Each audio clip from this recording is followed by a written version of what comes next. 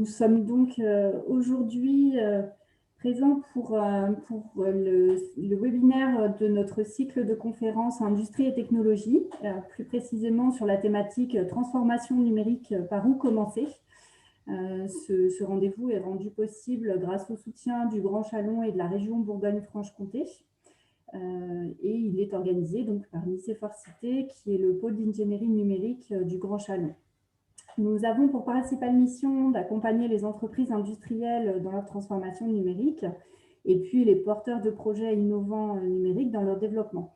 Et c'est justement lors des échanges avec plusieurs entreprises industrielles que nous sommes aperçus qu'il était important de faire un point sur ce qu'est la transformation numérique et quelles sont les grandes étapes pour pouvoir la mettre en place.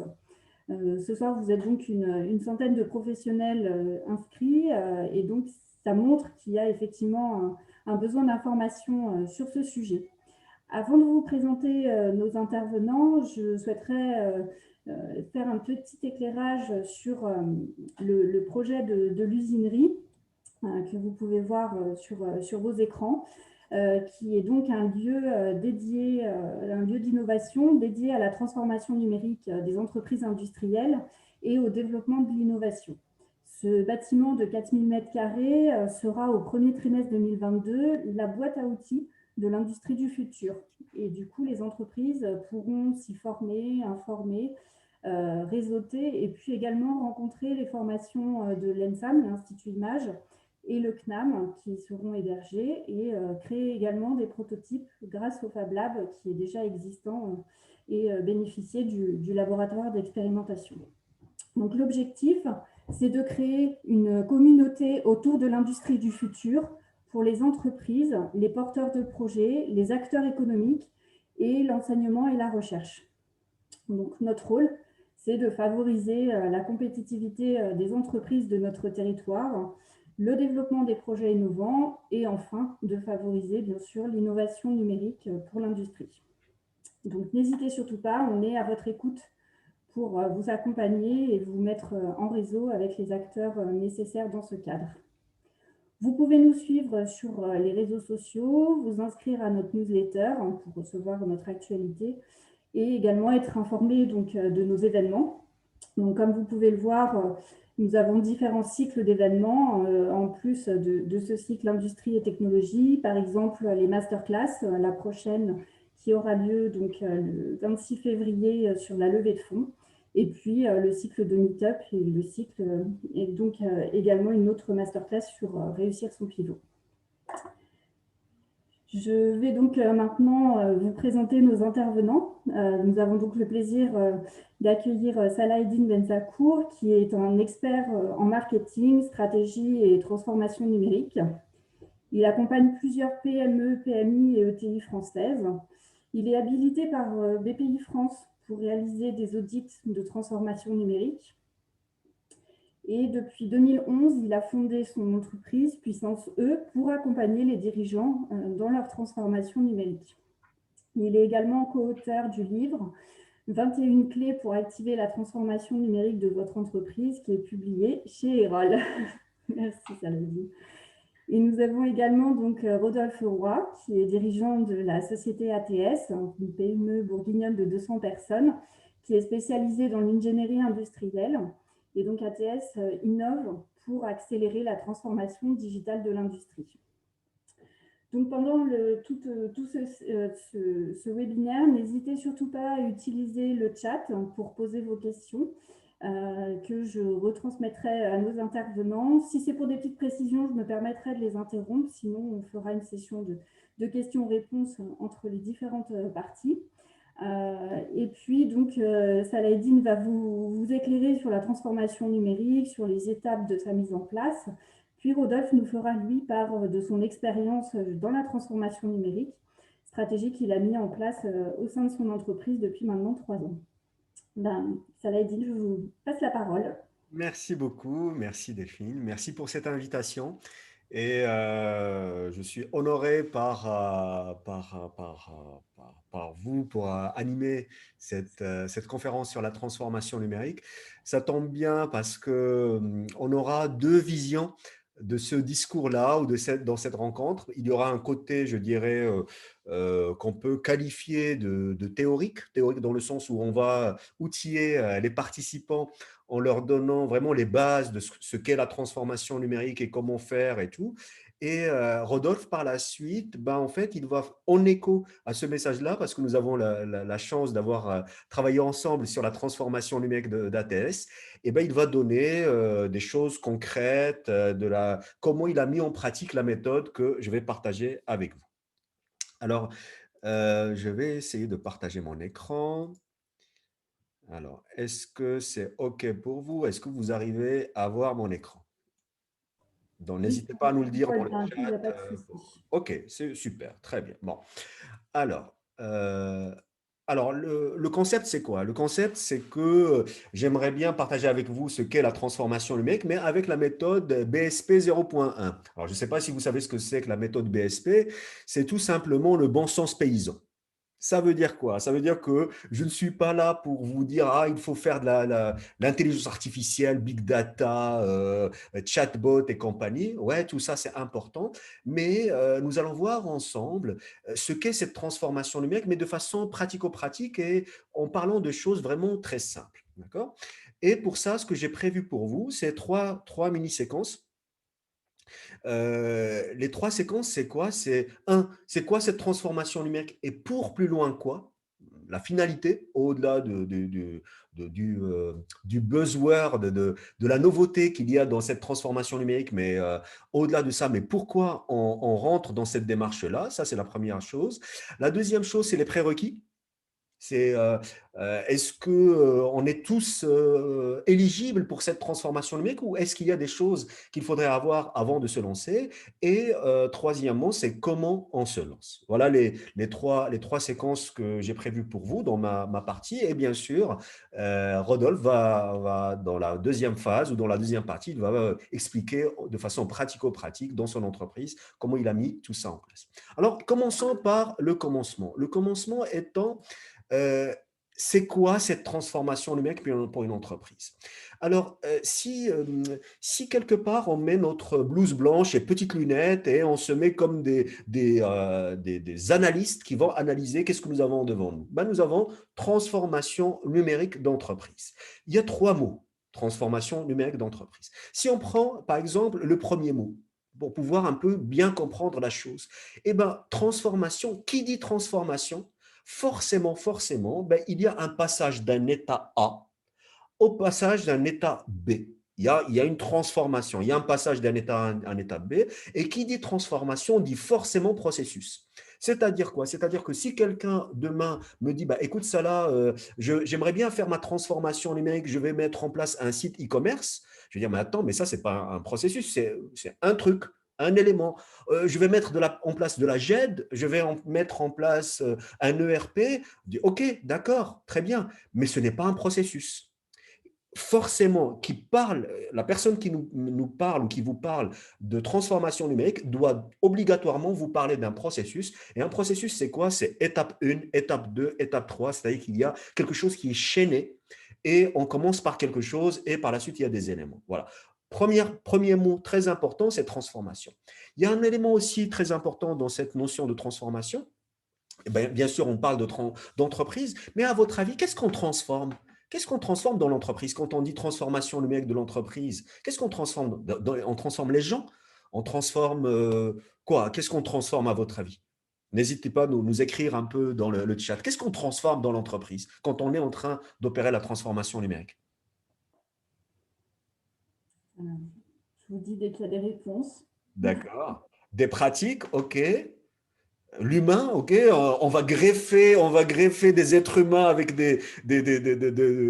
la culture, le management. Eh ben, écoutez, là, par exemple, quand on me parle de culture et de management, je dis oui, mais vous êtes gentil, mais techniquement, comment on va faire, quoi? C'est quelque chose, c'est des soft skills, c'est des choses qui sont un peu molles. Les processus, l'organisation. Moi, j'ai envie de vous dire, écoutez, les amis, vous savez ce qu'on transforme? On transforme le business model de l'entreprise. D'accord? Le business model, c'est le mot-clé qui intègre l'ensemble des processus de l'entreprise. Vous avez raison en me parlant des processus, mais l'idée, c'est de dire tous les processus de l'entreprise, et tous les processus de l'entreprise se cristallisent où? Se cristallisent dans le business model. Et qu'est-ce qu'on fait? Eh bien, on prend le business model d'une entreprise dans un état A, et l'idée, c'est qu'on va opérer, grâce à un processus avec plusieurs étapes, une transformation vers un état B. Ça veut dire quoi? Ça veut dire que ce processus ne touche que les entreprises qui ont été créées avant la révolution numérique. Ça veut dire quoi? Ça veut dire qu'on va prendre le business model, le BM, le business model d'avant Jésus-Christ pour la transformation numérique, c'est avant révolution numérique. Toutes les entreprises qui ont existé ou qui ont un business model qui a existé avant l'arrivée de cette révolution numérique, sans aucune exception, elles sont impactées par la transformation numérique. Et il faut adapter leur business model, leur façon de générer de la richesse et de la création de la valeur ajoutée, la façon avec laquelle on le fait, toutes les pratiques, tous les processus à l'intérieur de l'entreprise, ben, il faudrait les regarder et les mettre à jour avec les nouvelles technologies dont on va parler et avec le numérique. Okay. Le mot transformation, il résonne avec quoi? Changer le business model d'un état A à un état B. On va voir par la suite comment et c'est quoi cet état B, ainsi de suite. Bon. Après, quand on dit OK, business model, on dit mais attendez, mais c'est quoi un business model techniquement parlant? Alors, il y a pas mal de définitions. Parmi vous, s'il y a des consultants, experts et tout, ils peuvent me parler de business model Canva, ils peuvent me parler de plein de modèles pour décrire ce que c'est que le business model. Moi, j'ai envie de vous dire, écoutez, il y a un truc très simple. Vous prenez n'importe quelle entreprise, il n'y a pas d'entreprise s'il n'y a pas d'offre. D'ailleurs, même si vous êtes une association, la première clause d'une association, c'est la raison d'être de l'association. Si vous êtes une entreprise, c'est quoi? Qu'est-ce que vous apportez au monde? C'est votre offre.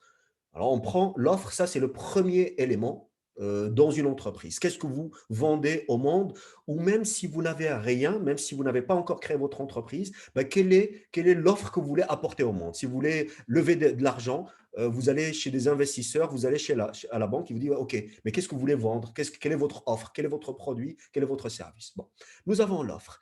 Eh ben, si vous avez l'offre, eh ben, mécaniquement, il faut la produire, cette offre. Ben, il y a toute la partie production. Dans la partie production, il y a les machines, les usines, les hommes, la matière première, tout ce qui est nécessaire pour produire l'offre. Produire l'offre, c'est bien. Eh ben, il faut aussi la vendre. Ben, il y a toute la fonction relation client. C'est pour vendre l'offre, le service commercial, le service marketing, le service communication, service après-vente, tout ce qui est nécessaire pour vendre cette offre-là. D'accord? La relation client nous donne le chiffre d'affaires, la production nous donne des coûts, mais comme vous le savez, un chef d'entreprise, il n'est pas intéressé que par le chiffre d'affaires, il est intéressé par quoi, à votre avis? Écrivez-moi, c'est quoi? Qu'est-ce qui intéresse un chef d'entreprise à votre avis? C'est le chiffre d'affaires? C'est avoir plus de chiffre d'affaires? Qu'est-ce qui l'intéresse? Le résultat, en effet, oui, oui, oui. Et, autrement dit, c'est la marge. Et dans l'entreprise, on dit c'est marge ou crève. Si tu n'as pas de marge, on crève. Voilà, bon. Eh bien, la marge, c'est qui s'occupe de la marge? C'est la direction administrative financière, tout ce qui est tableau de bord, contrôle de gestion, ainsi de suite. C'est des gens qui vont puiser des informations de la relation client, des informations de la production pour nous dire, ben voilà, combien ça nous a coûté, voilà combien ça nous a rapporté, et voilà les résultats. Alors, si nous avons ça, normalement, dans cette rosace, nous avons notre offre, il faut la produire, il faut la commercialiser, et il faudrait veiller que tout est OK et qu'on a le résultat qu'il faut. Ah bah, tout ça, c'est bien, mais ça, c'est pour aujourd'hui. Il manque quelque chose. Dans l'entreprise, il manque la partie R&D, la partie nouveaux produits, nouveaux services. Parce que peu importe ce que vous avez, peu importe ce que vous fabriquez, même si vous avez le nec le plus ultra aujourd'hui de n'importe quelle offre, il faut savoir que c'est juste une question de temps. Au bout d'un certain temps, si vous gagnez de l'argent, eh ben, la marge, c'est comme le miel, ça attire la concurrence. D'accord? Ce qui fait que si je prends une entreprise, euh, alors on peut philosopher comme on veut, mais le business model d'une entreprise, ce n'est ni plus ni moins que la description. C'est quoi votre offre? De quoi vous avez besoin pour la produire? Comment vous allez la vendre? Est-ce que tout ça, ça vous génère du résultat? Et comment vous allez faire pour maintenir votre écart par rapport à la concurrence? Ben, un business model, c'est ça. Et ben, ce que j'ai envie de vous dire, c'est que la transformation numérique n'est ni plus ni moins que l'intégration du numérique dans l'ensemble des fonctions de l'entreprise. Et c'est quoi les fonctions? Ben, vous l'avez déjà vu, c'est produire, trouver des clients et les maintenir, s'assurer qu'on gagne de l'argent et toujours avoir un coup d'avance sur la concurrence. Et la transformation numérique n'est ni plus ni moins que l'intégration du numérique dans l'ensemble des fonctions de l'entreprise. Est-ce que vous êtes d'accord avec moi par rapport à ça? Est-ce que ça vous parle? Ouais. Merci Valérie, merci Jérôme. Ok, super, très bien, parfait. Eric, il dit ok. Eh bien, moi, j'aimerais bien vous dire une chose. Ben, moi, je ne suis pas ok. Je ne suis pas d'accord avec vous. Moi, j'ai envie de vous dire, mais attendez, de quoi vous me parlez là, d'intégration du numérique dans l'ensemble des fonctions de l'entreprise? Ben, le numérique, on l'a intégré depuis la nuit des temps. Qu'est-ce que tu veux, toi, consultant en transformation numérique? Regarde, le dirigeant, certains dirigeants disent, ben, écoute, moi j'ai un iPhone, on a un site internet, j'ai un ERP, j'ai tout, quoi. Je suis déjà numérique. J'ai un site, voilà. Pourquoi maintenant, c'est juste des consultants qui veulent nous vendre encore des trucs? Nous sommes, toutes les entreprises sont déjà numériques. On a déjà Word, on a Excel, on a des ordinateurs. De quoi tu nous parles de transformation numérique? Et c'est là où j'ai envie d'attirer votre attention sur quelque chose, c'est que la transformation numérique de l'entreprise n'a pas commencé en 2010 ou en 2020 ou en 2015. La transformation numérique a commencé le premier jour où on a enlevé une machine à écrire et on a mis un ordinateur à sa place. Le début de la transformation numérique de l'entreprise, ça date des années 50. D'accord? Mais par contre, qu'est-ce qu'on intègre? On n'intègre pas le numérique parce que le numérique, on l'a déjà dans les entreprises. Toutes les entreprises, ils ont des ordinateurs. Toutes les entreprises, s'ils n'ont pas une CRM et un ERP, ils ont des fichiers Excel et ils utilisent des emails, ils envoient des emails. Tout ça, c'est le numérique qui est déjà dans l'entreprise. Mais qu'est-ce qu'on est en train d'intégrer? On n'intègre pas le numérique. J'ai envie de vous dire, on intègre les technologies de l'information et de la communication. Ça veut dire quoi? On intègre du hardware, des nouvelles machines, usine 4.0, machines connectées, machin. On intègre du hardware, on intègre du software, des logiciels, des nouveaux logiciels, de l'intelligence artificielle, du big data, du chatbot, ainsi de suite. Et on intègre des outils de connexion. Je n'avais pas la fibre hier, j'intègre la fibre, ça me donne des nouveaux services. Ça me permet d'être plus réactif. Okay? Trois choses qu'on intègre. On n'intègre pas le numérique était déjà dedans. On intègre les technologies de l'information et de la communication, et pour être plus précis, on intègre les dernières technologies de l'information et de la communication. On intègre quoi? Au niveau software, on n'intègre pas les ERP. Les ERP, on les avait déjà. Non, on intègre maintenant l'interfaçage de l'ERP avec les machines, avec des détecteurs automatiques. Ah, d'accord. OK. Ça, c'est en termes peut-être de logiciel. On intègre des robots, on intègre des drones dans notre activité, on intègre, comme je vous ai dit, du big data, on intègre comment s'appelle, de la 5G. Voilà, la transformation numérique, c'est quoi? C'est l'intégration des dernières technologies de l'information et de la communication dans l'ensemble des activités ou des fonctions de l'entreprise. C'est ça la transformation numérique. Et je vais vous dire quelque chose, ça ne va jamais s'arrêter.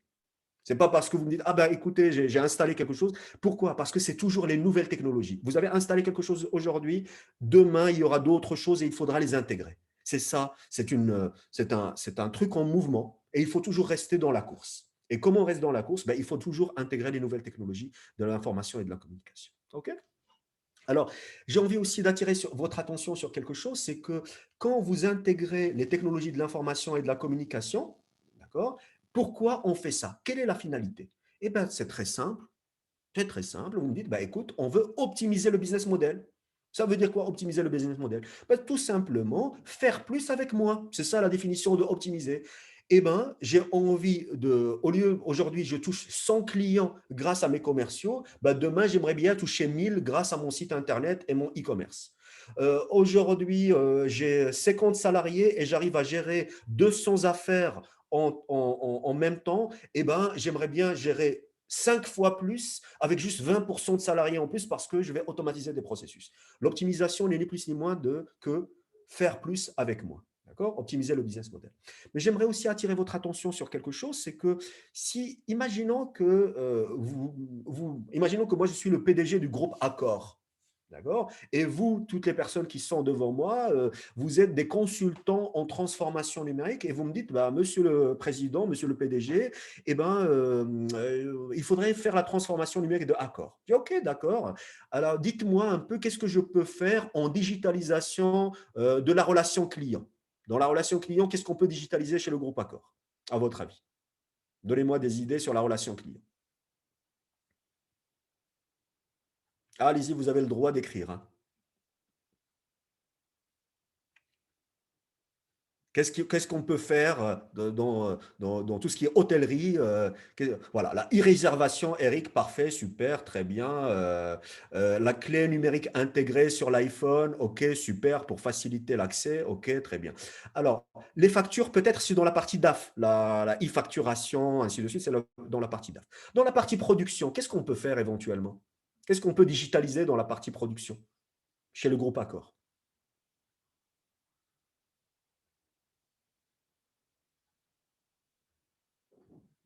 OK, un robot de nettoyage, super, très bien, super.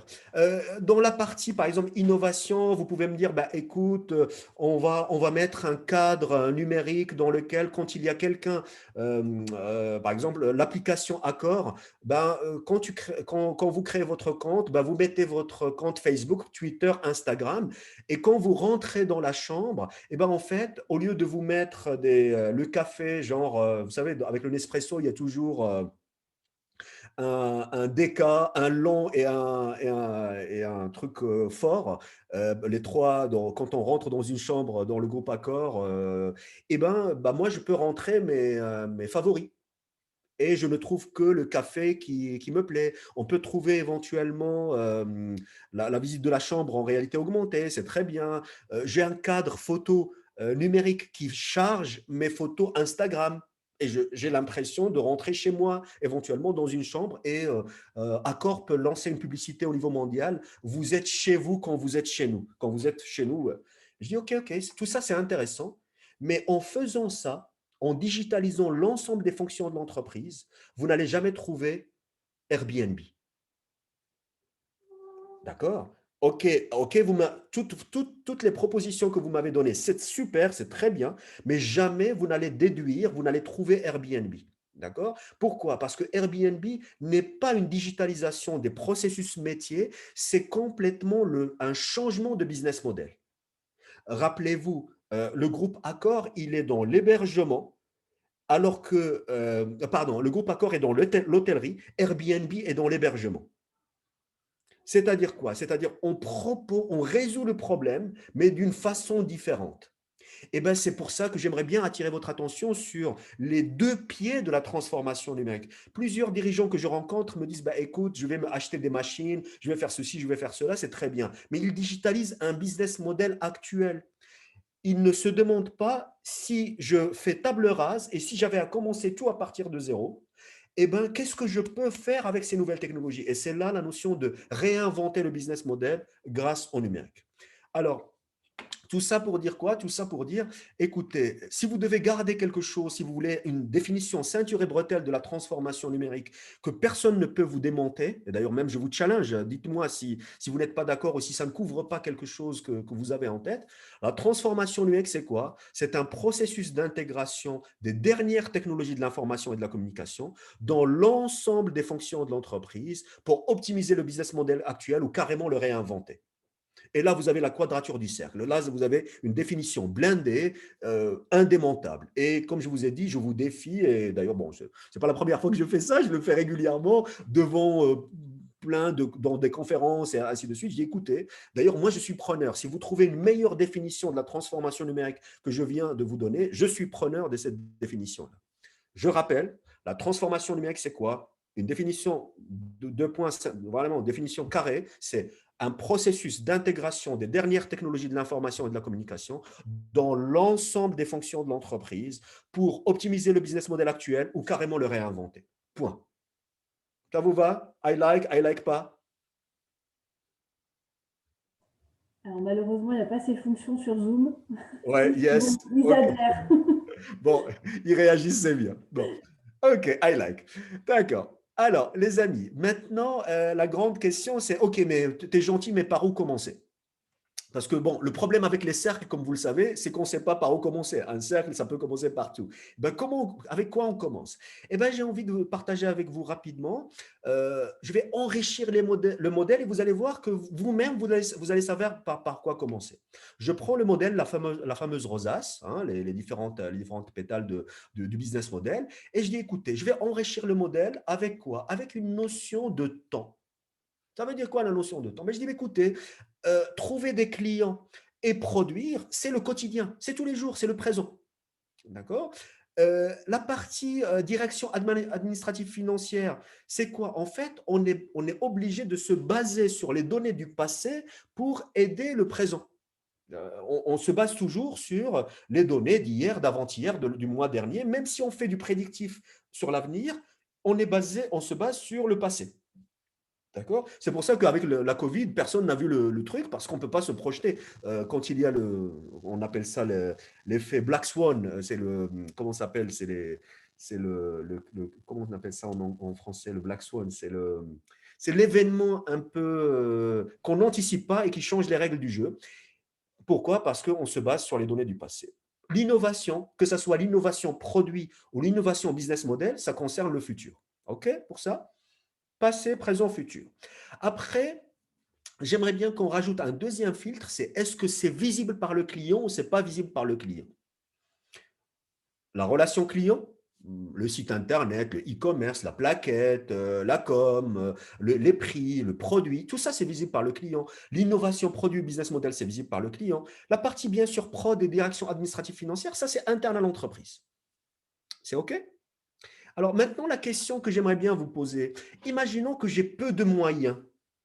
Je vais favoriser quoi? Est-ce que je vais investir dans des choses qui sont visibles par le client ou des choses qui sont internes, visibles dans le sens de se démarquer, ainsi de suite?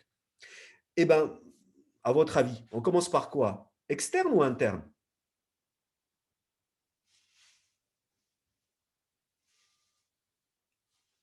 C'est pas le bon webinaire pour dormir, hein? Alors, interne. Non, bien sûr, bah, la première chose, ça dépend des enjeux. Oui, tout dépend, mais de façon globale. D'ailleurs, aujourd'hui, on commence même avec le crowdfunding, rappelez-vous, on commence même à vendre des produits qu'on n'a même pas produits. D'ailleurs, on vous dit toujours aujourd'hui, euh, euh, avant, on était dans ne vendez pas la peau de l'ours avant de l'attraper. Maintenant, on te dit vends la peau de l'ours et si tu la veux après, on peut le trouver, on peut produire partout. Aujourd'hui, la chose la plus importante, c'est l'interne, c'est ce qui est visible, c'est la com, c'est le fait de trouver des clients, le fait de produire. Certes, c'est important, mais c'est un problème de riche si vous avez des clients et vous avez de la demande interne. D'où l'idée de dire d'abord, on favorise ce qui est externe, la visibilité, tout ce qui est action visible par le client pour valoriser notre entreprise, et par la suite, l'interne. D'accord? Et après, alors, ça veut dire que si je suis dans la partie visible client, est-ce que je favorise, le passé n'est pas là, est-ce que le présent au futur? Ben, bien sûr, je favorise le présent. D'abord, alors, il ne faut pas créer l'avenir alors si le présent n'existe pas. D'où l'idée de dire, écoutez, en termes de priorité stratégique, il faut favoriser la relation client et l'offre. Pourquoi? Parce que vous allez avoir du chiffre d'affaires, vous allez avoir des clients qui vous demandent des produits et des services. Une fois que vous avez ça, c'est ça qui vous facilitera la vie par la suite. Et par la suite, qu'est-ce qu'on fait? On optimise l'interne, ça au service de la rentabilité. Et troisièmement, ben, l'innovation, la R&D au service de la pérennité de l'entreprise. Ça veut dire quoi? Si j'ai un processus maintenant à vous proposer, c'est le fait de dire, écoutez les amis, si vous voulez faire la transformation numérique, ne commencez pas à me parler d'innovation si vous n'avez pas éventuellement un site e-commerce, si vous n'avez pas un moyen automatisé pour avoir des prospects et des clients, si vous ne mesurez pas la satisfaction client, si vous ne fidélisez pas vos clients, bah, si vous n'envoyez pas des emails réguliers à vos clients, ça ne sert à rien de commencer à innover alors que les bases ne sont pas faites. D'abord et avant tout, dans la transformation numérique, on se focalise sur la relation client, d'accord? Parce que ça nous permet d'avoir des problèmes de riches, d'avoir assez de demandes entrantes. Une fois que ça, c'est en route, ça ne veut pas dire qu'on attend de finir tout, mais déjà, c'est en route. C'est la première chose sur laquelle on focalise notre énergie.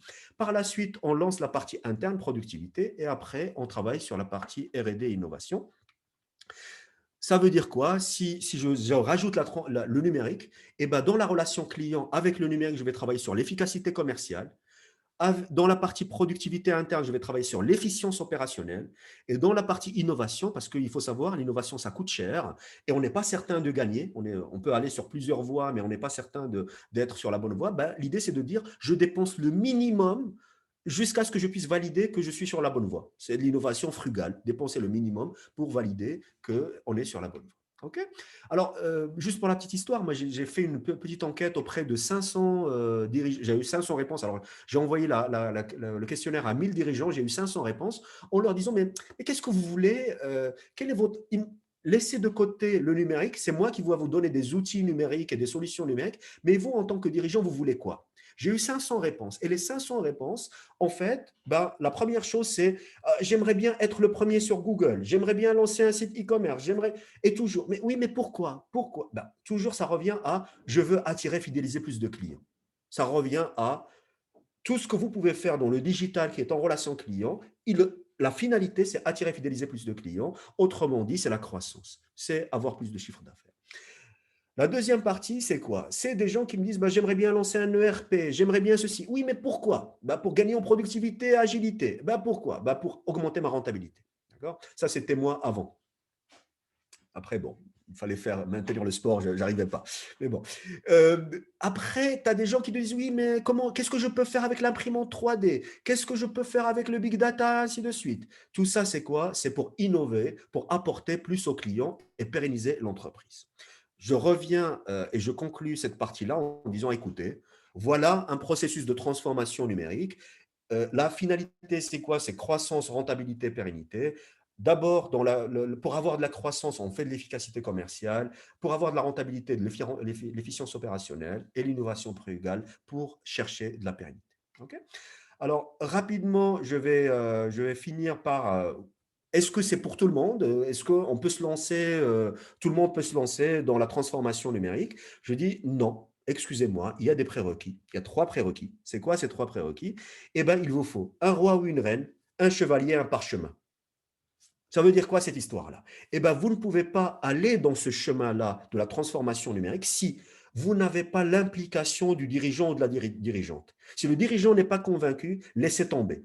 Si vous êtes, je ne sais pas, parmi les gens qui assistent à à ce webinaire-là, s'il y a des managers et qui disent, bah voilà, dans l'entreprise, il faut faire ceci, il faut faire cela, et quand vous parlez au dirigeant, le dirigeant, il a 70 ans, il n'est pas là, pour lui, tout ça, c'est juste des dépenses qui ne servent à rien, laissez tomber, amicalement, laissez tomber. Ça ne sert à rien. Pourquoi? Parce que tout simplement, la transformation numérique d'une entreprise, c'est une tâche qui touche plusieurs départements dans l'entreprise. Si vous êtes directeur commercial et vous voulez la transformation numérique de l'entreprise, à un moment, vous allez avoir besoin des données de la production. Si vous êtes responsable RH et vous voulez transformer l'entreprise, eh ben vous allez avoir besoin de mobiliser les commerciaux. Vous allez avoir… mais s'il y a un directeur commercial, ben vous êtes au même niveau que lui. Vous êtes DRH, il y a un directeur commercial. S'il ne veut pas vous donner les données, s'il ne veut pas remplir les fiches produits dans le site Internet, ben vous ne pouvez pas avancer. D'où l'idée de dire il faut une implication du dirigeant. C'est le roi et la reine qui dit écoutez, ça c'est important. Il demande à tout le monde de travailler en concert pour pouvoir avancer. Parfois, moi, j'ai des entreprises qui m'appellent pour les accompagner. C'est le dirigeant qui m'appelle, dit ah, j'ai vu, tu as raison, j'aimerais bien, voilà, j'aimerais bien lancer la transformation numérique de l'entreprise. Je dis ok, d'accord. Il me dit mais c'est qui le chef de projet? Le dirigeant me dit c'est moi. Je dis non, laisse tomber, ça ne va pas fonctionner. Tu ne peux pas être à la fois dirigeant, à la fois t'occuper de la marge, du bon fonctionnement du tout et aller faire des demandes de devis pour des éditeurs, ainsi de suite. Ce n'est pas ton job. Il faut un chevalier et d'ailleurs même, et on va en parler en détail avec Rodolphe, on peut même avoir plusieurs chevaliers. On peut avoir jusqu'à 3 chevaliers, un chevalier par finalité. La finalité commerciale, la finalité prod et la finalité R&D. D'accord? Il faut un chevalier. Il faut quelqu'un à qui on dit alors, Jérémy ou Juliette, où est-ce qu'on en est? Ça avance, ça n'avance pas. Qu'est-ce qui bloque? D'accord? Il faut un chef de projet. Et bien sûr, il faut une feuille de route pour pouvoir faire ça. D'accord? Alors, jusqu'à maintenant, est-ce que vous avez des questions avant de donner la parole à Rodolphe? Oui, il y a une première question, Saladine, est-ce que tu peux nous expliquer pourquoi est-ce qu'on parle de transformation numérique et non pas de transition numérique? Ok, on dit transition énergétique et transformation numérique. Je crois que tout est dit. Voilà. Et normalement, quelle est la différence entre la transformation numérique et la transformation en digital?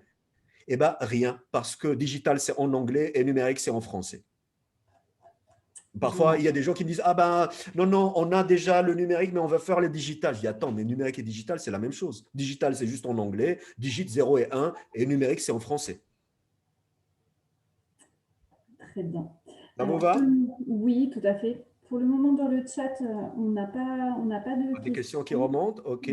Alors, une dernière information, c'est la notion de crapaud, et par la suite, je vais donner la parole à Rodolphe. C'est comment on fait cette feuille de route? Comment on écrit? Alors, ok, on sait qu'il y a 3 phases et tout, mais comment on fait la feuille de route de la transformation numérique?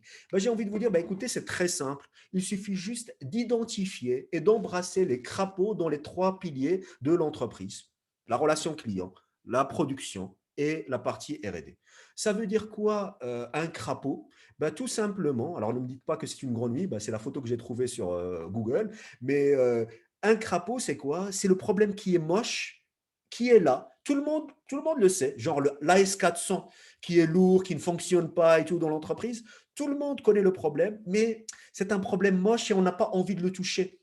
On s'est habitué à le voir, il est là et personne n'ose toucher ce problème-là. D'accord? Mais si ce problème, on le règle, ce crapaud devient prince ou princesse. C'est-à-dire qu'il a un. Ce n'est pas le quick win. Moi, je dis, ne faites pas les gains rapides, ne faites pas les quick wins, faites les big wins. Et il vaut mieux 10%, régler 10% d'un grand problème que 100% d'un petit problème. Ne favorisez pas de régler des petits problèmes. Ah, ok, on commence avec un petit problème. Non, traitez un grand problème, mais traitez 10% du grand problème. Et vous savez comment on mange un éléphant? Un problème qui est grave, énorme. Comment on mange un éléphant? C'est très simple, c'est une cuillère à la fois. D'accord? Et ben, le crapaud, c'est quoi? C'est le fait de dire, écoutez, comment on révèle les crapauds? C'est très simple. Vous faites une réunion en interne, vous invitez par exemple l'équipe commerciale, d'ailleurs c'est ce que nous avons fait avec Rodolphe. Un premier jour, on a travaillé exclusivement avec l'équipe commerciale et on leur a donné des post-it et on leur a dit, écoutez, à votre avis, c'est quoi les problèmes que vous avez dans la relation client, le département commercial et tout. Voilà, ils ont commencé à écrire plein de choses dans des post-it, c'est des exercices individuels. Après, on a collé les post-it et après, on les a classés. Après, on leur a dit, écoutez, chacun a le droit à 3 pastilles. Parmi les 20 problèmes qu'on a identifiés, ben, vous avez le droit. On était, je pense, 6 ou 7 dans la salle. Ben, chacun a 3, il peut voter sur 3 problèmes parmi les 30. Et on a voté. Et les problèmes qui ont eu le plus de votes, eh ben, ce sont les fameux crapauds. C'est aussi basique que ça. D'accord? On appelle ça design thinking, on appelle ça ideation et focus et tout. Appelez ça comme vous le souhaitez. Mais c'est tout truc basique, post-it et des gommettes pour pouvoir voter. On identifie les crapauds et après, qu'est-ce qu'on fait? On embrasse les crapauds. Comment on embrasse les crapauds? Très simple. On prend des volontaires, on dit, OK, dans l'équipe, c'est qui veut se charger de ce projet-là? Des volontaires, OK. On dit, écoutez, ça serait bien de tester avec un logiciel. On fait ce qu'on appelle un POC, un Proof of Concept. C'est quoi? On identifie des logiciels qui ne sont pas chers et qui sont même parfois gratuits. On teste avec, d'accord? Pour pouvoir. Et on fait un petit projet. Un projet, c'est un début, une fin, un budget, voilà, un petit projet sur 6, 7 semaines, 8 semaines, dans lequel on va faire ce qu'on appelle un MVDP, un Minimum Viable Digital Project, un petit projet digital pour aller embrasser le crapaud et on est en mode test and learn.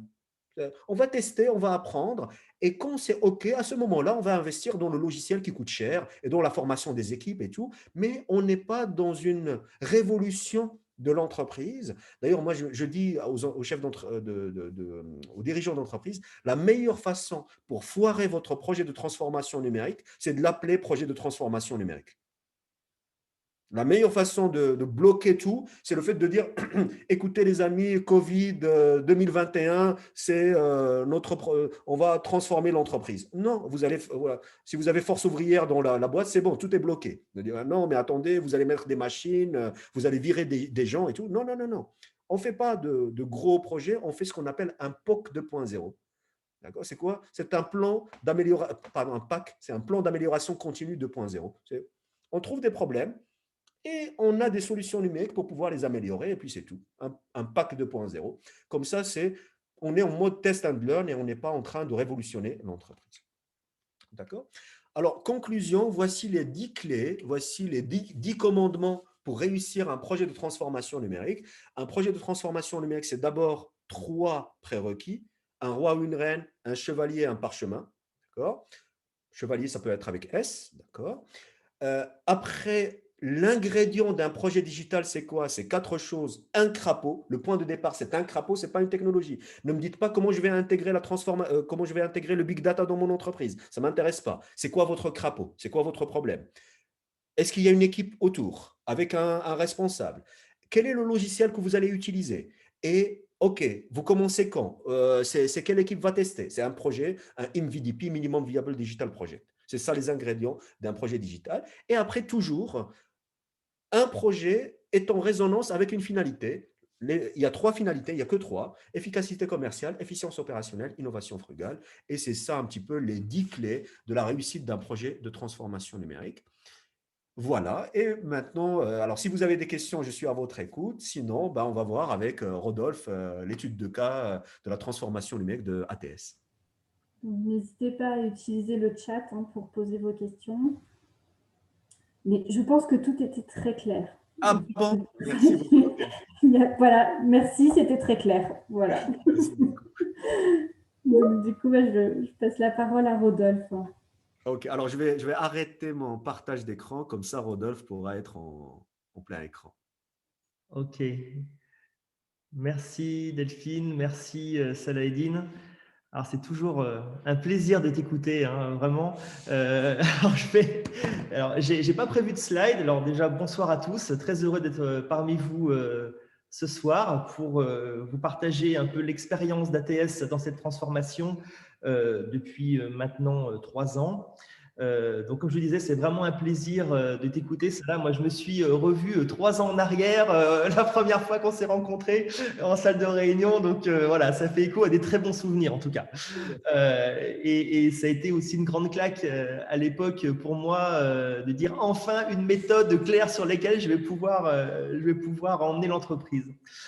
Donc, je vais effectivement vous faire part un petit peu de comment ça s'est passé chez ATS et vous donner quelques exemples très concrets que j'ai sélectionnés.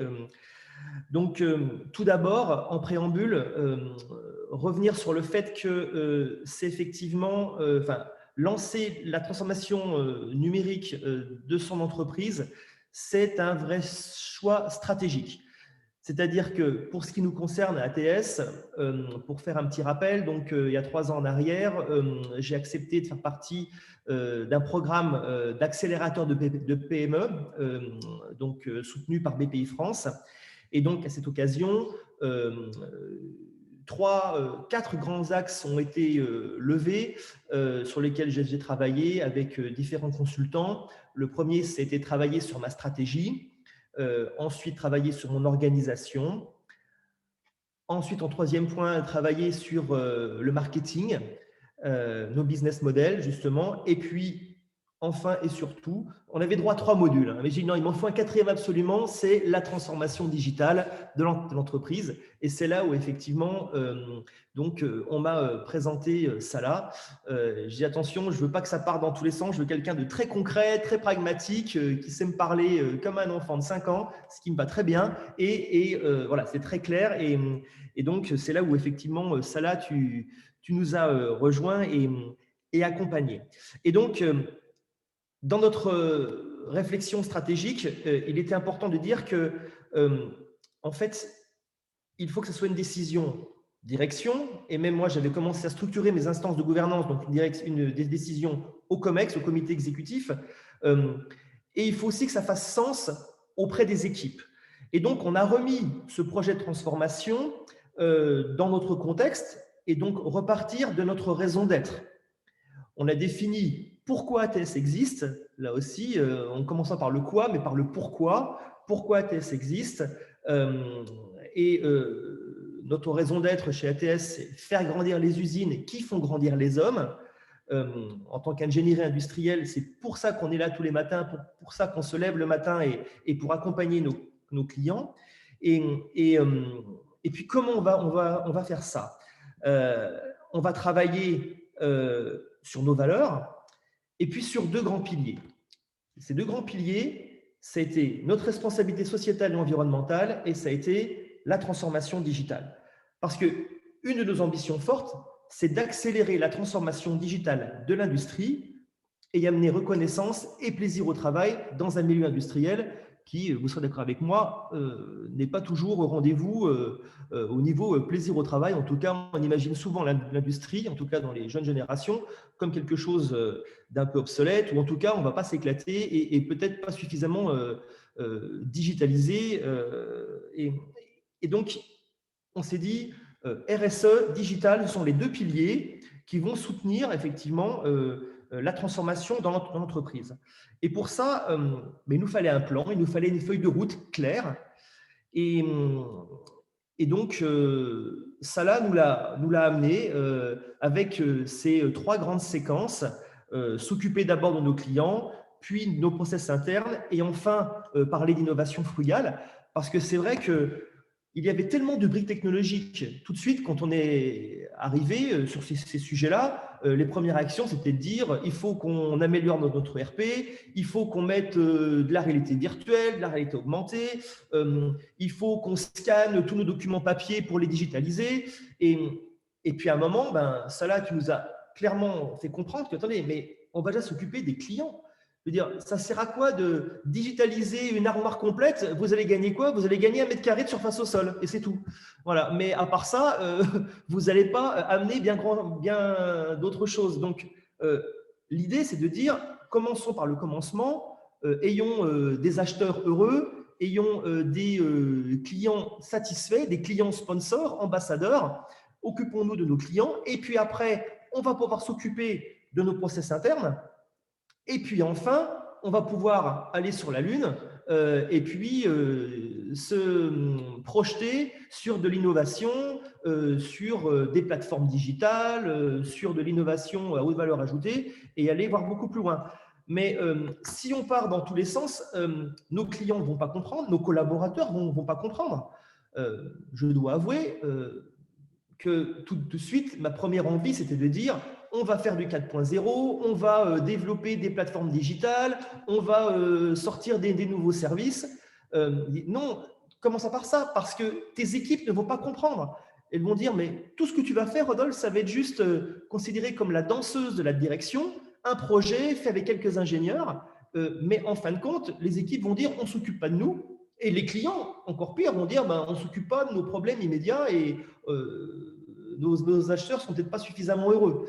Donc, c'était important d'avoir cette méthode et en fait, c'est vrai que c'est très simple à comprendre quand on nous l'explique, comme nous l'explique Salah, et de dire on va tout remettre dans le bon ordre. Alors, concrètement, comment est-ce qu'on s'y est pris une fois qu'on a travaillé sur le pourquoi on faisait ça? L'important, c'était de communiquer, de bien communiquer. C'est-à-dire, avant de lancer nos chevaliers, il est important pour moi, comme je vous le disais, de donner du sens, de faire adhérer à ce projet d'entreprise un maximum de personnes, qu'ils soient collaborateurs, mais aussi clients ou partenaires dans mon environnement, donner du sens, donner de l'adhésion au projet et donc amener de la motivation. Alors, j'ai commencé par digitaliser la partie communication dans l'entreprise, de manière à être un maximum visible en interne et en externe. Chez ATS, on est à peu près 200 personnes, on travaille sur 4 sites différents, 2 en Bourgogne, 1 en Pays de Loire et un 4e à Porto, au Portugal. Et on a en plus 30% de nos collaborateurs qui sont régulièrement sur site client tous les matins, donc qui ne sont pas dans les locaux de l'entreprise. Il a fallu effectivement emmener l'ensemble des équipes. Et pour ça, il fallait effectivement améliorer la communication classique que je faisais, où je me déplaçais de site en site, je prenais la voiture et puis croyez bien qu'une fois que j'arrivais à un site, tout ce que je racontais, c'était un petit peu du réchauffé, vu que forcément les équipes avaient parlé avant. Bref, j'étais jamais en face, je ne pouvais pas emmener tout le monde en même temps. Donc, la première chose, et ça là, je me rappelle ce que tu m'avais dit, c'est de la vidéo, du live, tu prends un iPhone, un micro-cravate sur Amazon, un support, une application pour le prompteur, si tu veux effectivement pas faire tout ça en live et avoir quelques idées qui défilent devant toi et en avant. Et vas-y, lance-toi, fais des vidéos pour communiquer. Donc, j'ai pris l'application Zoom, voilà, à l'époque, et puis il y a 3 ans en arrière, j'ai fait mes premières vidéos et j'ai créé des moments de partage avec les équipes. Alors, bien sûr, l'explication de la stratégie. Tous les ans, depuis 3 ans, je l'ai fait encore tout récemment, j'ai une vidéo que je fais en live et bien sûr avec les replays pour expliquer la stratégie. Je fais bien sûr les bons vœux, je fais le mot de la rentrée. Donc, tous les trimestres, j'ai une vidéo où j'explique, où je peux parler à l'ensemble des collaborateurs. Mais ce n'était pas suffisant. J'ai fait en plus ce qu'on a appelé les Talk to Rodolphe. Les Talk to Rodolphe, c'est quoi? C'est la possibilité, 1 heure tous les 2 mois, je suis disponible pour les collaborateurs en live. Ils me posent leurs questions et j'y réponds en direct. Donc, j'ai fait des visio live et puis en plus, j'ai fait les Talk to Rodolphe en physique pour compléter, toujours mixer ça. Et ça m'a permis effectivement de pouvoir expliquer pourquoi on fait ça, expliquer notre raison d'être, expliquer nos valeurs, expliquer les transformations dans l'entreprise, pourquoi est-ce qu'on avançait, dans quelle direction on allait. Et puis, bien sûr, j'ai fait ça et différents responsables de service ont fait aussi le job et se sont dit, nous aussi, on veut tester ça. Donc, ils ont fait des vidéos pour expliquer quel était leur job. Parce que dans cette transformation, je vous ai dit tout à l'heure que, par exemple, on a créé des nouveaux services. On a créé un service marketing, un service innovation. J'y reviendrai juste après. Et là, en fait, ces nouveaux responsables de service, il a fallu eux aussi qu'ils mouillent le maillot et qu'ils expliquent à quoi ils servaient et qu'est-ce qu'ils allaient amener à l'entreprise. Donc là aussi, une vidéo et c'est parti. Et ce qui est intéressant, c'est que je l'ai fait en interne, mais je l'ai fait aussi en externe. Alors là aussi, sur les bons conseils de Salah, et c'est d'ailleurs pour répondre à la première remarque, on s'occupe de l'externe, ce que tu expliquais juste avant. C'est-à-dire que les premières vidéos, je les ai faites et j'ai accéléré ma communication sur un réseau particulièrement, ça a été LinkedIn. Et je suis de formation ingénieur, carré, c'est-à-dire qu'au début, je dis, il faut que je fasse tout nickel, tout bien, tout propre, le bon éclairage, tout bien, j'ai répété. Et puis en fait, ce n'est pas forcément la bonne méthode. Je suis vraiment en mode act fast, fail fast, adapt fast. On agit vite, si on se plante vite, et derrière, ce n'est pas grave, on réadaptera vite. Donc, et c'était intéressant parce que les premières vidéos que j'ai pu faire, c'était pour présenter les nouveaux sites qu'on avait créés il y a 3 ans en arrière, le site de Nantes et le site de Porto. Et sur place, j'ai pris une vidéo, j'ai pris mon iPhone, je me suis filmé, j'ai fait le tour du site, j'ai présenté les équipes, 40 secondes. Et je l'ai posté sur LinkedIn en disant, voilà le nouveau site, rejoignez-nous, on était en phase d'embauche. Et là, j'avais sur LinkedIn 200 personnes qui me suivaient à peu près, dont peut-être 50 des collaborateurs ATS, le reste était des connaissances ou autres. Et j'ai eu 3000, 4000 vues. Et je disais à Salah, mais ils viennent d'où tous ces gens-là? Je ne les connais pas. J'ai fait une vidéo toute pourrie où je présente, toute pourrie, très rapide, très succincte, où je présente un site. Et il y a 4000 personnes qui ont vu et qui ont mis des commentaires. Et je lui dis, mais c'est bizarre, ça, c'est pas d'où ça vient. Et c'était vraiment intéressant. Je me suis dit, on va continuer du coup. C'est bien, c'est bien. Et je me rappelle de ce que tu nous disais, mon job a commencé à changer. Tu parlais de CEO, et c'est Chief Evangelization Officer. Voilà. Je suis là effectivement pour aussi parler de l'entreprise et faire avoir une posture de présentation, d'emmener les équipes, de pousser une raison d'être, de pousser une stratégie à l'extérieur. Et au-delà du fait que, effectivement, j'essayais de le faire en interne, mais porter ce message-là à l'extérieur, ça amène effectivement un soutien après à mes équipes commerciales, à mes collaborateurs, pour dire, voilà, ils s'appuient sur ce que je dis, sur ce que je pousse comme ambition, pour pouvoir derrière essayer d'améliorer leurs ventes et d'emmener des clients ou de convaincre des nouveaux collaborateurs de nous rejoindre dans l'entreprise. Donc, c'est vraiment un cercle vertueux que j'ai lancé un petit peu en me jetant dans le vide, hein, on va dire les choses. Je l'ai fait en disant on verra bien, j'ai pas peur, je fais confiance, je suis bon élève et puis on va bien voir ce qui se passera. Au pire, je me plante, ça fera 3 vues et puis c'est pas grave. Voilà. Donc, c'était vraiment intéressant de travailler sur la communication, donc pour gérer l'externe et l'interne. Et puis, en communication, ce qu'on a mis aussi comme outil il y a 3 ans en arrière, parce qu'on avait un des gros crapauds qu'on avait, c'était le nombre de mails à gérer. Et on a mis en place un outil de communication interne. On a travaillé avec Slack, qui maintenant, effectivement, est connu de beaucoup d'entreprises. Mais à l'époque, on a dit on y va. Donc là aussi, on l'a testé avec un premier groupe de responsables de projet, des jeunes ingés qui connaissaient plus ou moins ça déjà. On a dit, une équipe de 10, on teste ça, puis si c'est bon, on l'a lancé sur l'ensemble des équipes et du groupe. Et aujourd'hui, on peut dire que voilà, on a diminué de 30 à 40% le volume de nos mails pour pouvoir communiquer rapidement et du coup partager en petits groupes des informations. Et on arrête de s'envoyer des mails, on envoie un Slack à tout moment. Si on répond dans les 10-15 secondes, on a l'information. Sinon, on peut faire un petit coup de téléphone ou sinon, à la fin, ça sera le mail si vraiment ça ne fonctionne pas. Mais on a vraiment, effectivement, avec des outils très simples, gratuits, pu comme ça améliorer la communication dans l'entreprise. Donc, premier sujet, on s'occupe de l'externe. Deuxième sujet, on s'occupe de l'interne. Troisième sujet, on pérennise l'entreprise.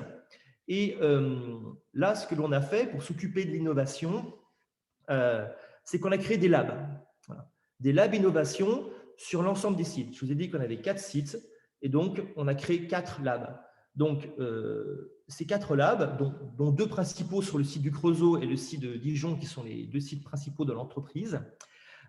Ces labs innovation, l'ambition, c'était d'avoir une machine à réinventer continuellement nos modèles économiques. C'est vraiment la 4e pétale de la rosace de Salah. Ne pas s'occuper que du business client, que de la relation client, puis de la production, puis du contrôle de gestion, de la DAF, mais de comment est-ce qu'on a un service qui innove et que tout ça ne porte pas juste sur une personne, sur un dirigeant qui a une super idée, qui dit « ça y est, j'ai un nouveau modèle économique et on est sauvé pour les 5 prochaines années ». Ça, ce n'était pas possible pour moi d'imaginer ça. Et pour assurer la pérennité de l'entreprise, il fallait qu'on ait une machine, un service qui nous permet de nous réinventer continuellement. D'où l'idée de dire on va créer un lab innovation qui va pouvoir déjà incarner physiquement dans nos bureaux la conduite du changement dans l'entreprise, donner accès à un écran pour les différentes briques technologiques qu'on va pouvoir tester, avoir des espaces pour que nos chevaliers puissent travailler déjà sur nos différents crapauds, nos différents points de douleur. Et puis, dans un second temps, ce lab, c'est aussi un espace pour nos clients, pour nos partenaires, pour innover ensemble. L'innovation, on ne la fait pas tout seul. Et donc, c'est vraiment la 3e étape de la méthode, c'est vraiment aller se créer une roadmap innovation, une feuille de route innovation et pouvoir avoir la création de nouveaux modèles économiques, digitaux ou pas d'ailleurs, et que cette machine, elle ne s'arrête jamais. Et moi, j'ai l'assurance dans mon entreprise, c'est pas juste de la R&D en fait, c'est de l'innovation, c'est-à-dire à un moment, faire de la recherche, c'est bien, mais moi, ce qu'il faut, c'est que on ait effectivement des sujets nouveaux qui arrivent et qui aient trouvé leur marché. C'est ça une innovation, quoi. C'est un développement qui a trouvé un marché qu'on va pouvoir vendre. Sinon c'est super, mais ça ne nous intéresse pas. Donc, et Rodolphe, excuse-moi, ici, il y a un point qui est vraiment important, c'est que pour optimiser ce processus-là, tu ne fais pas que de l'innovation, tu fais de la co-innovation, parce que tu avais impliqué aussi tes clients. exactement. Des clients, des partenaires, des startups et les collaborateurs de l'entreprise. C'est vraiment un espace ouvert où on va bosser ensemble, écouter les points de douleur. Et donc, on a créé une roadmap innovation, qui d'ailleurs est absolument pas secrète. Elle était au dos des calendriers qu'on donnait à nos clients et qui expliquait effectivement toute notre philosophie avec ces histoires de act fast, fail fast, adapt fast, l'histoire de créer des POC, des preuves de concept. C'est vraiment l'innovation frugale. Donc, alors, je vais l'expliquer juste après, hein, dans les trois phases. Donc, comme vous l'a dit Salah, nous, on a mis en place 3 chevaliers. Hein, un chevalier par étape. Donc, au démarrage, Salah nous a animé cette séance d'idéation pour accoucher de nos crapauds. Hein, donc, on a fait 3 séances. Une séance avec les équipes commerciales, une séance avec les services support pour nos process internes, et puis une dernière séance avec les responsables innovation. Et concrètement, on a dégagé notre feuille de route, on a dégagé nos crapauds, nos 3-4 crapauds sur lesquels on allait travailler, et nos chevaliers ont mené avec leurs équipes le travail et ont commencé à déployer différentes séances de travail pour pouvoir amener des changements et traiter des sujets très concrets pour améliorer notre quotidien.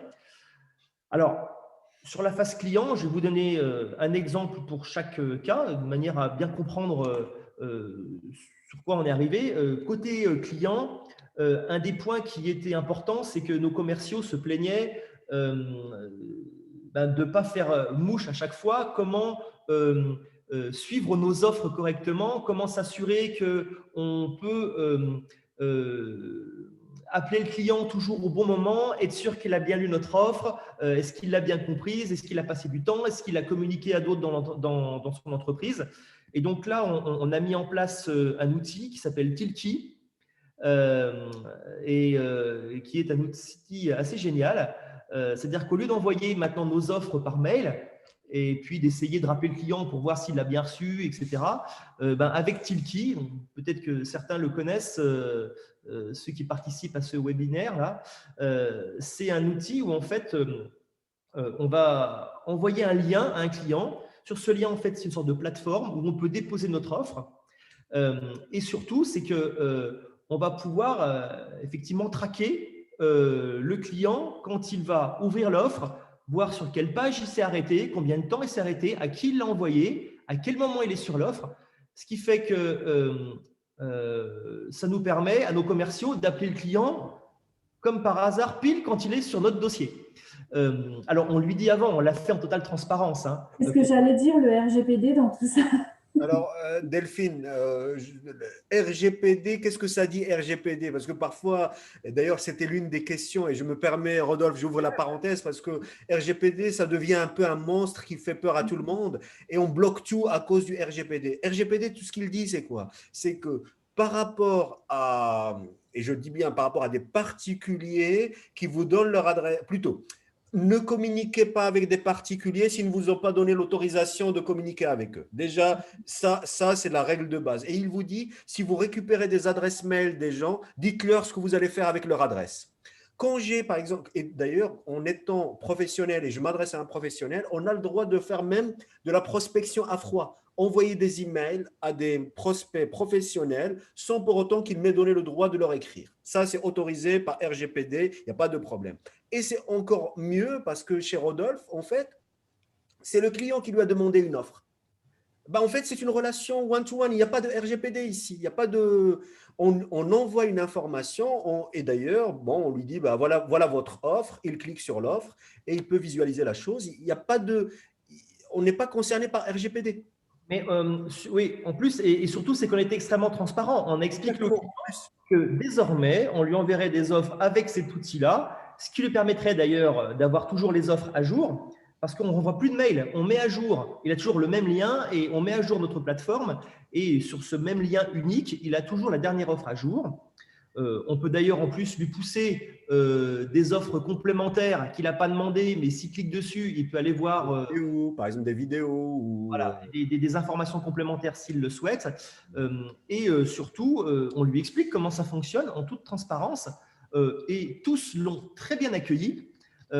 Parce que voilà, ils savent que quand ils sont sur notre dossier, c'est le moment de s'appeler, plutôt que de les embêter quand ils sont dans leur voiture, quand ils sont chez eux, quand ce n'est pas le bon moment. Donc en fait, c'était des vraies questions des commerciaux. Tout de suite, oh, il y a un changement, mais on va les embêter, qu'est-ce qui va se passer, ils vont croire qu'on les espionne, etc. Puis en fait, absolument pas. L'idée, c'était vraiment de faciliter la relation et c'est effectivement ce qui s'est passé.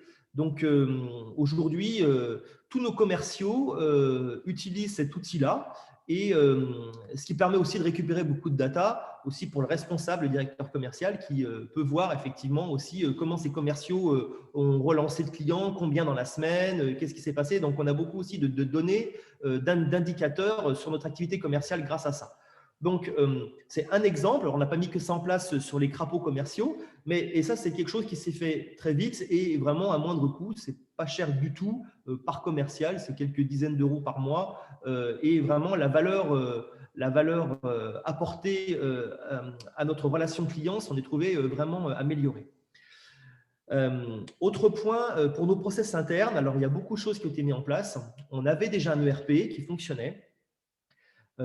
Pour autant, il était complexe comme beaucoup de RP et on a voulu aller plus loin pour nos utilisateurs, pour nos collaborateurs, dans le fait qu'ils puissent pointer leurs heures, qu'ils puissent saisir leurs congés, qu'ils puissent saisir leur RTT, qu'ils puissent saisir leurs frais de déplacement. Ces modules existaient déjà dans notre ERP et pour autant, on a fait le choix de se dire, plutôt que de refaire des développements et de compliquer, d'alourdir le ERP actuel, on a fait le choix d'aller chercher un outil complémentaire, un SIRH, un système d'information des ressources humaines, qui est venu se plugger à notre ERP actuel. Donc, c'est aussi moi l'expérience que j'ai faite de ne pas vouloir avoir un ERP unique qui fasse tout bien parce que ça n'existe pas. En tout cas, moi, je ne l'ai pas trouvé. Et de dire, voilà, on va plugger des services complémentaires si ça fait sens dans votre entreprise. Donc, chez nous, les ressources humaines, c'est hyper important. On voulait que ça soit un toboggan pour nos collaborateurs. Plutôt que de devoir se loguer au bureau pour saisir dans une interface qui était sympathique, mais pas hyper sexy, on a pris un autre outil qui s'appelle Luca. Alors, je ne suis pas là pour faire de la pub, mais voilà, qui fonctionne pas mal, LU2CA. Et Luca a des interfaces hyper pratiques. Et concrètement, quand on demandait à nos collaborateurs « posez vos congés », la semaine, ils ne le faisaient pas. Pourquoi? Parce que il faut que je demande à mon mari ou à mon épouse que je vois avec lui et puis j'ai oublié de lui dire, il faut que je verrai ça ce week-end. Désormais, ils le font sur leur téléphone portable. Le week-end, ils ont une application.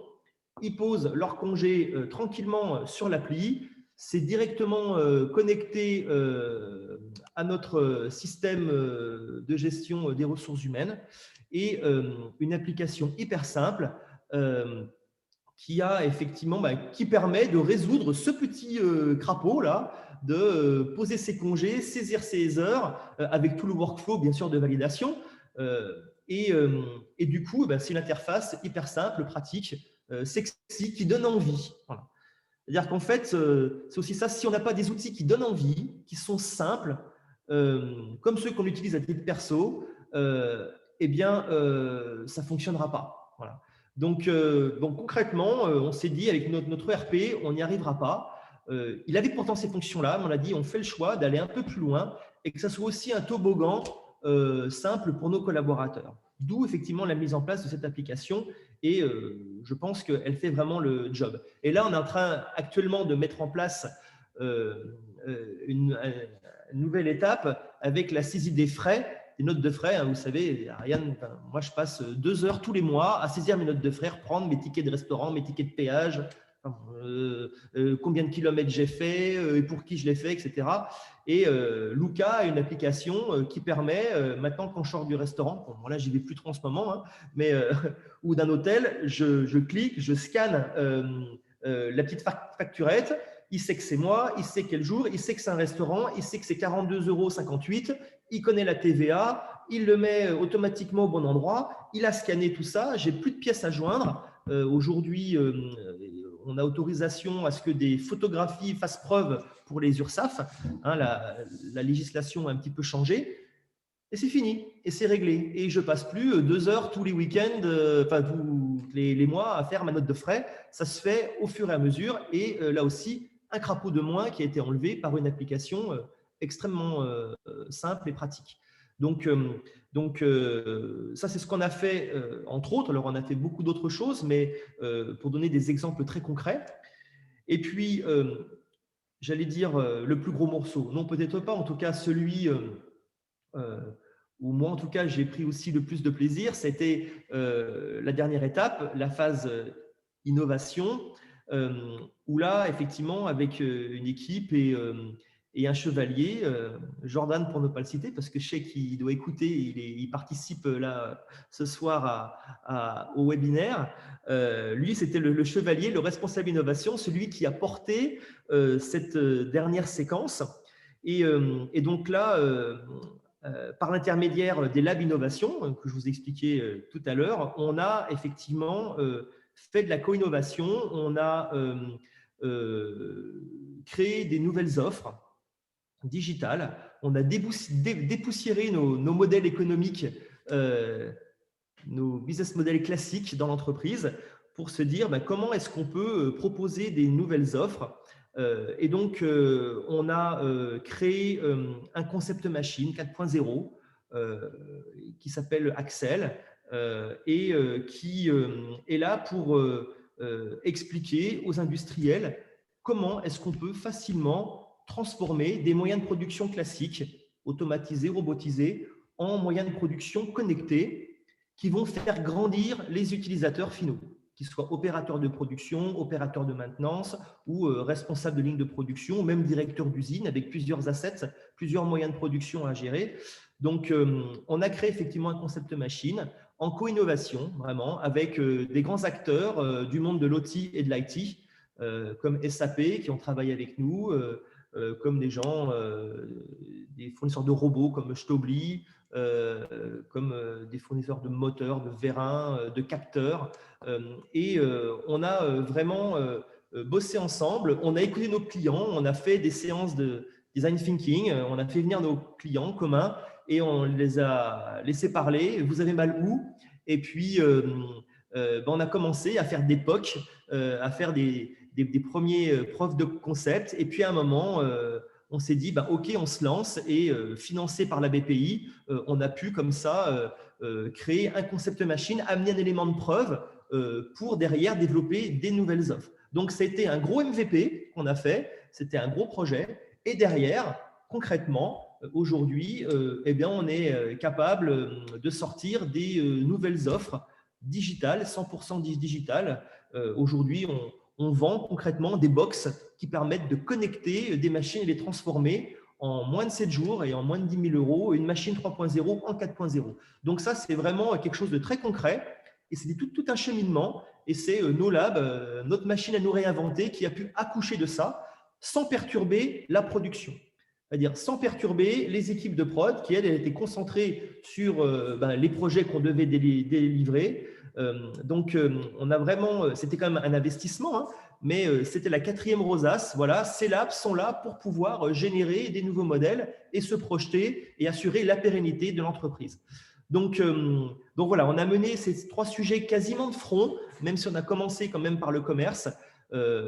Et ça continue toujours aujourd'hui, c'est-à-dire que ça ne s'arrête jamais. Et comme tu le disais, Salah, on continue semaine après semaine, mois après mois, toujours à se mettre à jour. Et il y a des nouveaux crapauds qui apparaissent et il faut les traiter au fur et à mesure. Voilà. Donc, voilà un petit peu, bon, j'ai pris un petit peu de temps, mais de vous expliquer avec quelques exemples concrets ce qu'on a pu mettre en place. Voilà, en tout cas, c'est toujours quelque chose de passionnant et je pense que voilà, les équipes ont pu, j'espère, prendre plaisir chez ATS à pousser cette transformation-là. Et donc, ça me tenait à cœur, effectivement, de le partager ce soir avec vous.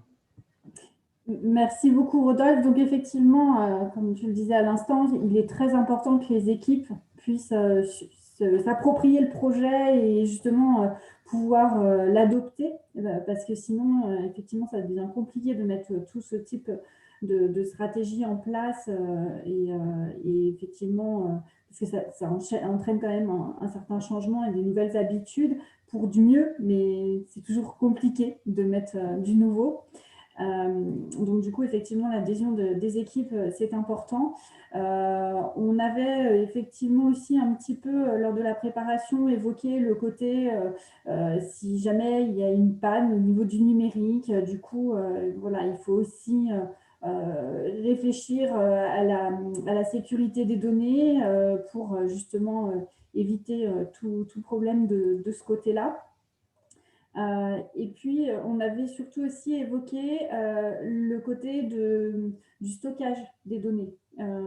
Du coup, est-ce que tu peux nous expliquer rapidement comment vous avez décidé de procéder au niveau du stockage des données que vous générez?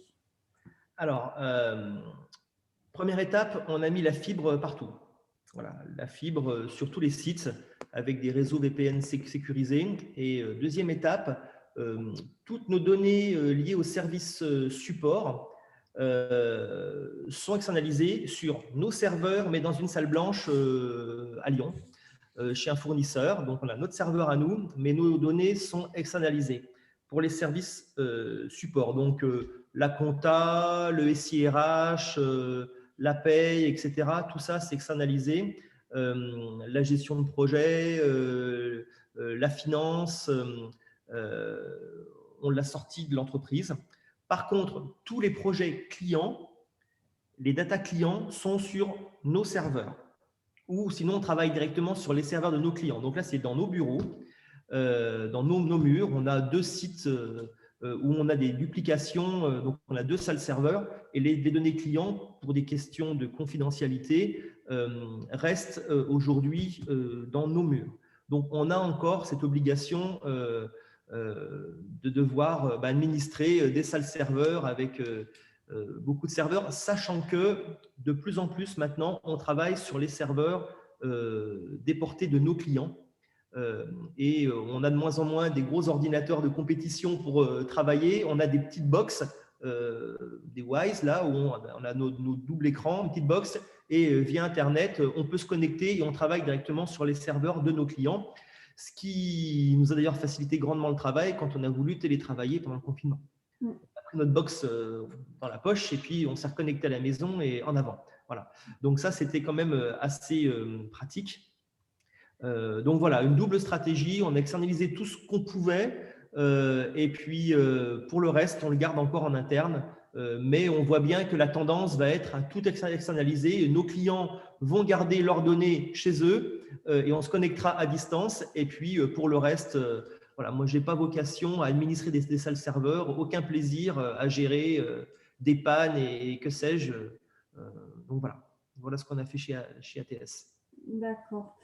Est-ce qu'il y a des questions au niveau des participants? Car je pense quand même qu'on a balayé une bonne partie des différentes thématiques.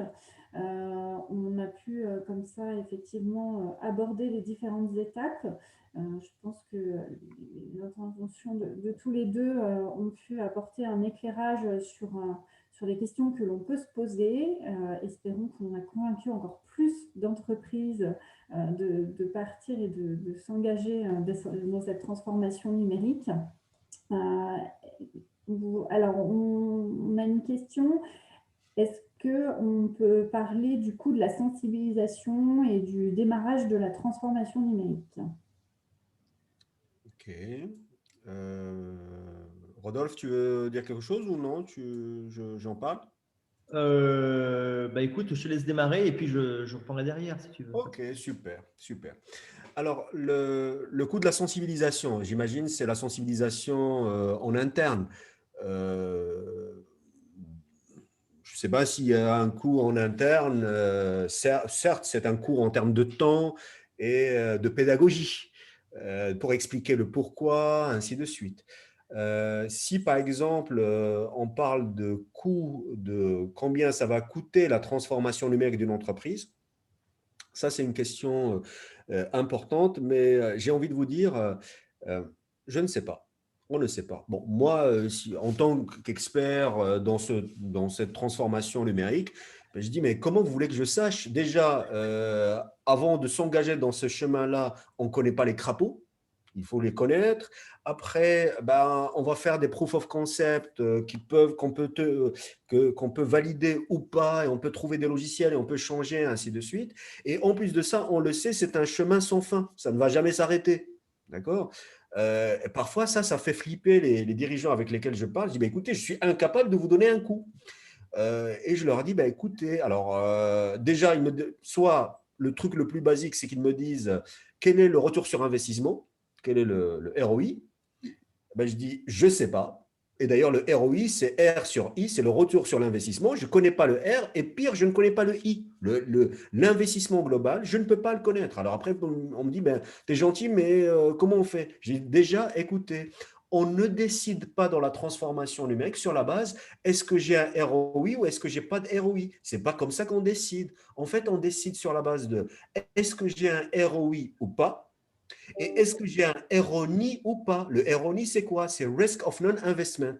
C'est le risque de non-investissement. Moi, je dis à des patrons, écoutez, si vous ne voulez pas investir, ce n'est pas grave. Si vous avez les reins solides pour ne pas investir, si vous pouvez vous épargner le fait d'investir, bah, allez-y, ne le faites pas. Mais malheureusement, c'est un train qui est en marche et vous risquez. Il y a un risque, même s'il n'y a pas de retour sur investissement, mais s'il y a un risque de non-investissement, on est obligé d'investir. Et là où il y a la question de dire, OK, très bien, bah, enfin, on va investir, mais tu essaies de nous faire peur parce que, voilà. Écoutez, c'est très simple. Prenez le ROI, Return on Investment, retour sur l'investissement. Si vous ne connaissez pas le R et si vous ne connaissez pas le I, quelle est la meilleure stratégie? Bah, la meilleure stratégie, c'est de réduire le I. C'est de réduire le coût de l'investissement et investissez ce que vous pouvez perdre. C'est-à-dire quoi? Eh bien, tout simplement, c'est l'histoire d'époque, des proof of concept, de le fait de dire, OK, eh ben, on va pas acheter SAP à 300 000 euros et on va passer 24 mois pour mettre à jour notre RP. Non, surtout pas. Bien sûr, par la suite, on pourra le faire, il n'y a pas de souci. On a déjà des amis chez SAP, on va pas leur dire quoi que ce soit. Mais on dit, écoutez, d'abord et avant tout, regardez c'est quoi les crapauds. Les crapauds, déjà, identifiez-les. Vous savez, on dit, are you doing the right things or the things right? Est-ce que vous faites les bonnes choses ou les choses bien? Vous pouvez faire les choses bien, mais si ce n'est pas les bonnes choses, ce n'est pas drôle. D'où l'idée de dire, d'abord et avant tout, identifiez vos crapauds. D'accord? Diagnostic. OK, c'est quoi les crapauds? Ça, c'est la première chose. La deuxième chose, c'est le fait de dire, OK, eh ben, avant d'investir énormément pour embrasser un crapaud, on prend des volontaires et on identifie des logiciels qui coûtent 0 € ou pas cher pour pouvoir tester. Et on teste et on regarde. Et si ça fonctionne, à ce moment-là, on dit, OK, eh ben, si je prends la version payante de ce logiciel, si je prends un logiciel qui est encore plus puissant parce que j'ai besoin de fonctionnalités additionnelles, sur l'ensemble des salariés, combien ça va coûter? Là, j'aurai une meilleure vision du coût. D'où l'idée de dire, si vous ne connaissez pas le retour sur investissement et vous ne connaissez pas l'investissement, le meilleur truc, c'est de réduire l'investissement pour pouvoir libérer l'action. Voilà ma réponse à cette notion des coûts. Merci beaucoup, Saladin. Rodolphe, Oui, comment tu raisonnes à ça? je confirme, effectivement, l'investissement, ça a été la décision de dire on va investir du temps de nos chevaliers et des équipes. Donc là, c'est un choix de dire est-ce qu'on prend un chevalier ou est-ce qu'on en met 3 à la fois et on mène tout en parallèle. Donc voilà, après, à chaque fois qu'effectivement on veut résoudre un crapaud, c'est vraiment l'innovation frugale, hein, c'est-à-dire qu'on va faire un POC et on va tester, et à chaque fois, les outils qu'on a utilisés, c'était gratuit au démarrage. et on teste si c'est bon. C'est des outils ou même tu nous avais préconisé, tu m'avais dit, Rodolphe, donne un budget à un de tes chevaliers, tu lui donnes, allez, 300 euros par mois, ce qui lui permet d'acheter une application à 5 euros par mois à tester. Il peut commencer à tester de manière autonome et ils peuvent avancer. Voilà. Et c'est ce qu'on a fait. Donc, parce qu'on ne sait pas, on teste et on voit si l'application nous va bien, si l'outil qu'on veut mettre en place a l'air de pouvoir correspondre à nos besoins. Donc, c'est vraiment des choses très simples. Et puis, il y en a qu'on a gardé gratuits, d'autres qu'on a achetés en version payante. C'est ce qui s'est fait avec Slack, avec Tilty, avec Luca, avec tous ces outils-là. Et on n'est pas encore passé à SAP, effectivement. Voilà. Mais pourquoi pas un jour, mais on n'en a pas encore le besoin. Voilà. Merci beaucoup pour tous ces éléments. En tout cas, merci beaucoup à tous les deux pour votre intervention qui a apporté vraiment beaucoup d'éclairage et qui vont, à mon avis, aider pas mal de chefs d'entreprise. Ah, je vois qu'il y a encore une question. Comment est-ce que vous voyez cette transformation en post-confinement mars 2020? Y a-t-il des prises de consignes? De consignes ou de conscience? Je ne sais pas. De conscience.